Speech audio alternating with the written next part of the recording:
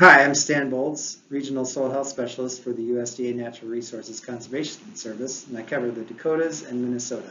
And with me here today is... Hi, I'm Emily Helms. I'm the State Range Management Specialist for South Dakota NRCS. Today we're going to talk about the South Dakota Drought Tool, how it works, and how you can use it to make management decisions on your ranch. The South Dakota Drought Tool was first developed about 20 years ago. It began as an internal tool for NRCS in South Dakota to help conservationists calibrate clipping data to better estimate grassland production. Out of 4 factors to calibrate clipping, dry weight, amount grazed, amount of current growth, and climate, the climate factor was the most difficult to estimate, so we developed a tool to determine the climate factor. The tool was based on the Nebraska-South Dakota Drought Management Handbook, and it was jointly published by the University of Nebraska and South Dakota State University. So the South Dakota Drought Tool helps producers. Before a drought, it can help you build and save a drought contingency plan. It can also help in making decisions early about culling or purchasing livestock. During the drought, it helps in implementing actions at weather-driven trigger points. It also can help in making more informed decisions during the drought. And after the drought, you can make resource-based decisions on restocking and refine the drought plan and save for future droughts.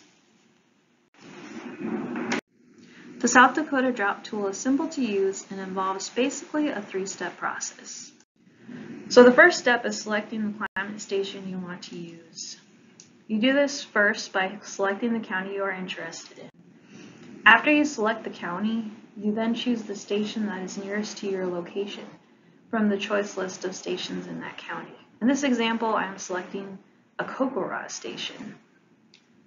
If you don't know where the stations are located, you can click on the question mark and the tool will pull up a map showing the locations of the climate stations.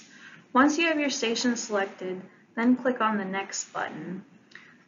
This step can take about 15 seconds or longer depending on the station you have chosen and your internet connection. While it is searching, the tool will tell you that it is retrieving data.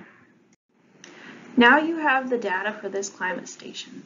So step 2 is looking at the data and making sure it makes sense based on your experience. If you question a certain month's number or if you have your own data, you can adjust any of the 24 months data in the table here. If you decide later you want to go back to the original number, just delete the number you entered and it will restore the original number.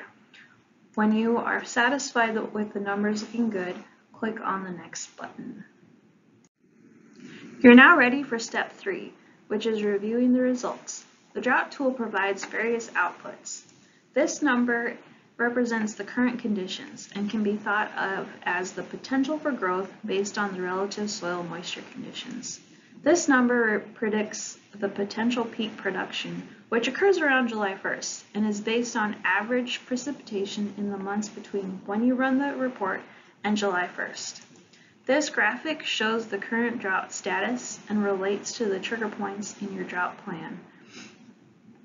This drop-down toggle gives you the opportunity to play what-if scenarios and decide if you think future conditions will be below normal, normal, or above normal. It can let you see the worst case and best case scenarios. If you don't know what you think the future will hold, you can click on this question mark and it will take you to the National Weather Service's 30 and 90-day outlooks. After you review the results, you can click on the Finish button on the last screen and it will take you to the summary page. This is just a printable page that summarizes the results of your Drought Tool run. It also includes a suggested % of normal stocking rate number. If you page down, the Drought Tool has a place to enter and save your own proposed actions at each weather-driven trigger point. Below this section is more guidance on how to design your drought plan.